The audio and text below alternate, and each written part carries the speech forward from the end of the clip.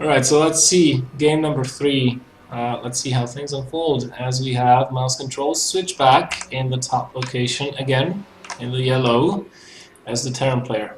Alright, and in the bottom right location, our Zurich player, Jona, currently 1-1 against SwitchBack. And let's see if he can turn this his favorite's role into reality by beating SwitchBack. But he's gonna have a hard time, especially after losing the previous game, and especially after losing it after being in a very favorable position early game, where he held off the Reaper pressure from SwitchBack, with SwitchBack really not doing too much damage or any damage at all. Maybe he got 1 or 2 drones, I'm not sure. But then he had to retreat with his barracks. His stim was very, very late. We said that he needed to stall for time. But in the end, well, he did a 2-base push and actually won the game. So maybe Jona did not expect that 2-base push. But he'll have to make sure to expect everything this game. Otherwise, he's going to be down for the start of this round robin. Yeah, I think Jona kind of expected SwitchBack to hold back a little bit and tried to tech for Spire very, very quickly.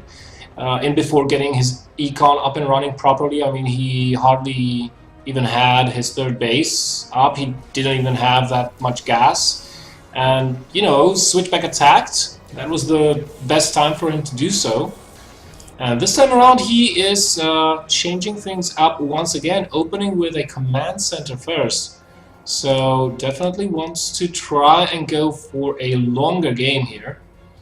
Jona getting his hatch first, followed by a pool, and probably will be taking a gas, although he could try and open gasless. Nope, it's going to be a gas, so going to be playing it safe, getting that link speed fairly quickly. Now, this of course means that there will be no threats of Reapers for Jona ever in this game, because when you open command center first, and on top of all, you see your opponent taking a gas, like this, then Reapers would not really be viable because of the timing. So you want to go straight into Hellions. Oh, but what is this? I think we're going to see some Cloaked Banshee action happening here very shortly, as SwitchBack has taken a second gas already. Alright, because his second gas tells you he wants to get more gas than usual, and what could you use more gas than usual for? Oh, actually, he's changed his mind. He switched it back. I guess he's keeping true to his nickname here. Yeah. Maybe okay. So Jona's Overlord didn't fly in or anything, right? No. So no, he didn't. Nah, these aren't mind games meant to fool Jona. They're more like mind games to fool himself.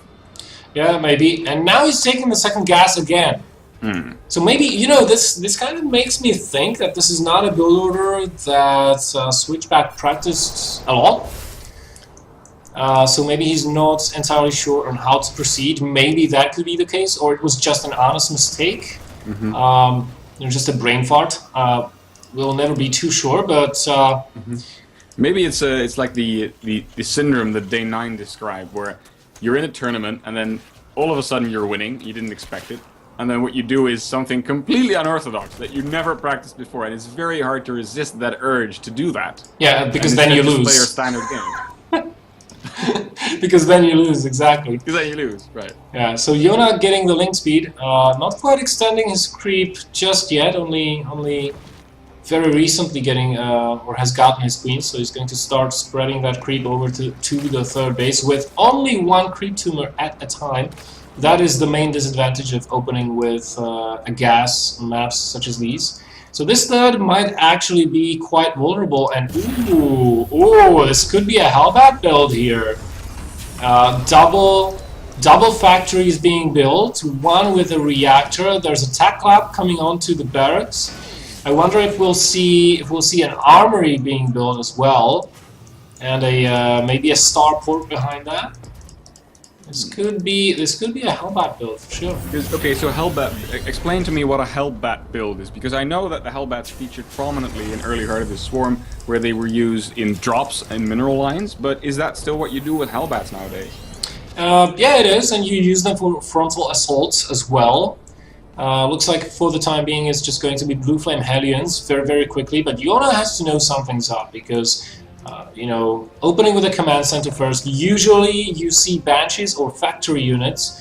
Jona did not scout out the base of his opponent just yet, so he has to take an educated guess as to what his opponent is doing. He's scouring the map with Zerglings, trying to catch a whiff of unit types that are moving out on the map for the Terran player so far. Yeah. He did see the Hellions, so he should expect Blue Flame on the way. But it's still just Hellions, so why did SwitchBack get the 2 gases? His gas is just climbing and climbing. He's not doing anything with the gas so far. Yeah, that puzzles me as well, to be quite honest. Maybe, you know, he wants to go into a heavy mech play. Here we go, Zerglings coming into the ramp of the natural. They are not going to be stopped by those few Marines, but those Hellions have something else to say about it. Yeah, at the same time, the third base of Jona is under attack, and this is a lot of Hellions that Jona just saw defending that natural, so he knows this is going to be a mech play. I wonder what his reaction is going to be. I mean, of course, SwitchBack can reverse his tech tree, so to speak, later on, and he can start adding on more Marines, but no. There's the armory and the engineering bay, and a third command center, and additional factories. So 2 more factories. This is going to be mech all the way. That's where the gas is going to be spent. Yeah, and the Blue Flame should be a tell, if anything. Yeah, definitely. Infernal pre-igniter has finished up, so Hellions are now... They might even take on Queens with this new Blue Flame upgrade. Yeah, they might. That's true. Queens getting roasted pretty quickly. The thing about Hellions is... The thing about Hellions is that they're not really all that susceptible to Banelings.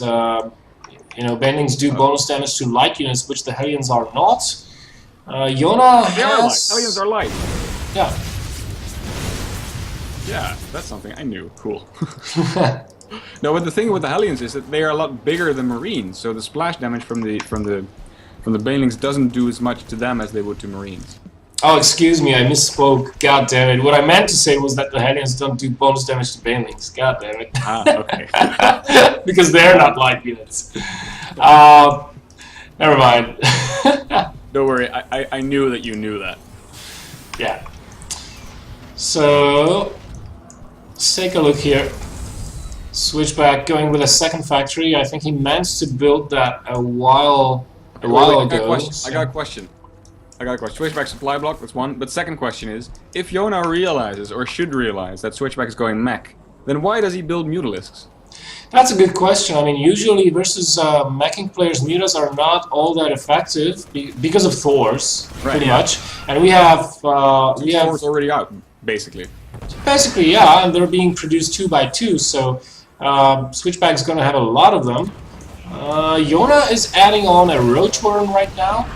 He needs to play this slowly. I mean, he needs to pick his engagements wisely, use the Mutalisks in such a way that he doesn't lose them, just, you know, tries to hurt SwitchBack wherever he can with them, but not really engage, not really get into a fight with those Mutalisks, especially not against those Thors. Here we have a Thor waiting for that shot. Jona going after the Widow Mines. There's the first volley, and that will force Jona to retreat. But he did get 11 SCVs with just how many Mutalisks? 6 Mutalisks. That's an accomplishment. I think that was very, very effective. Definitely. And Jona expanding now to a 4th, creeping it all up to make sure it's a lot safer than it would be if it's all uncreeped. So yeah, SwitchBack up to 3rd. Of course, if you're going for mech as a Terran, you can turtle down a little bit and, you know, build up your army, because your army is going to be very slow to build up, very slow to move.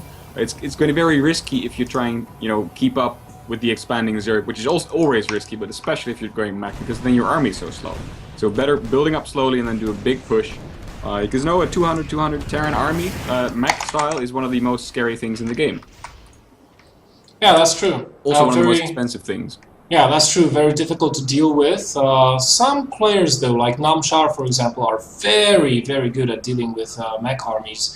And they don't even need swarm hosts to do it, which is not Jona's case in this particular scenario, as he is getting swarm hosts, 8 of them, +1 missile attacks and carapace for the roaches and the swarm hosts as well. Starting +2 just about now, but SwitchBack is moving out. This swarm host timing could not have been better. The question is, you know, will Jona have enough supporting units for those swarm hosts? Because swarm hosts all alone by themselves, they don't save you. No, you need more units than that. You need roaches around, maybe a couple of infestors to lock those Terran units in place. Yeah, he's going to be up to 12, or actually there's going to be 14 swarm hosts though. They can pack a punch, definitely. Yeah. Oh, but will they be in time to save this base? I'm not sure. Well, those Thors could focus that base down, but here comes the reinforcing wave of Locusts. Yeah. The unfortunate thing that happened on that ramp was that SwitchBack lost all of his Hellbats, pretty much, in the first wave without getting anything done for that. The Banelings blew all of those up. He still could try and get this base, but not with that many transfusions. I think Jona will be able to hold this location for quite some time. I think so too, but you know, SwitchBack can pop in every time once a swarm is finished. No, a wave, I was trying to say. But no, there's a new wave. The waves are now so big that I think SwitchBack is forced to retreat, and there he goes. Tries to lick his wounds, get up to a bit of a higher supply, because, you know, as... Oh, actually, though, did you see that? Yeah, the SCV train. What the hell is that for? Wait, but they're not... They're just... Ow. Do you think this is a supply dump? No. Nah. I don't know. Maybe he wants to use those SCVs for, like, you know, repairing the army as he's moving along, but the way he moved them was really, really strange. And here comes another wave of Locusts. And you know, Jona, he is extending the creep very aggressively across the map. Look at this. Nice arc of creep tumors. A nice semicircle over here. And that will allow him to push forward and forward with the Locusts. And pretty much safeguard his bases as a result. Can he kill those Thors, however? I mean, Thors have a nasty habit of having a lot of HP, pretty much. Plus, like you said, the SCVs are repairing the Thors, so this push is going to be here for a little while. Oh, that Thor, though, is quite exposed. Yeah, that is. Jona is trying to magic box the Thors, gets 2 for the trouble, still mining off of the space. This is crucial because he's got gases there. His other base is barely saturated. Oh, but all the SCVs surrounding the Thors, so even though they're magic box, they're not dying that fast. There's lots of newless going on, but still, I think that with the Locust support, this army is going to get cleaned up. Yeah, eventually, maybe it will. It's gonna be, it's gonna get cleaned up. I know. And that was a huge loss there for SwitchBack. Let's take a look at his army units. He's got 4 Hellbats and 3 tanks. He pretty much lost almost all of his army right there. And the supplies are telling the story here. 100s to 200. I think Jona will be able to eke out a victory on this map in due time, of course, because he does have the swarm hosts in his army composition, so he'll have to proceed slowly because of the creep. Right. His upgrades are doing very well as well. SwitchBack getting the +3, but Jona on +2 for the Locusts right now, and +1 for the Mutalisks. And I think he noticed that there are not that many Thors around suddenly, so he may try and go and increase his Mutalisk count.